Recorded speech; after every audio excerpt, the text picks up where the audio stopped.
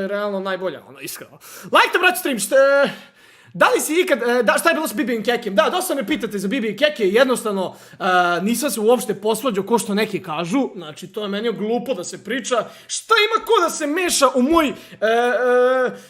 moje, da li sam ja, razumeš, dobar s ovim, da li sam s onim, da li imam devojku, da li ovo, da li ono, da li, znaš, ja to ne volim, buraz, ono, burazir, znaš kao. Uglavnom, prekinuli smo saradnju, brate, i to je to, nismo se posvađali, ja sam bio sa Bibijem pre možda 2 nedelje, da vidjeli smo se, bili smo na kafi, ja mislim, ne znam. Znam ko je rekao da sam se posvađao sa njima, iskreno nisam, evo, iskreno, ja bih vam rekao, brate, posvađao sam se, rekao, nije tako bilo, bukvalno imam i Bibi me neki dan zvao, razumeš, ono, okej smo, samo nije to ko pre, razumete, i to je to, prekinuli smo saradnju, znači, jednostavno, prekid saradnje, to je to, brate, šta ja tu da radim, razumeš, prekid saradnje. Ne može sve da ide po naš, ono...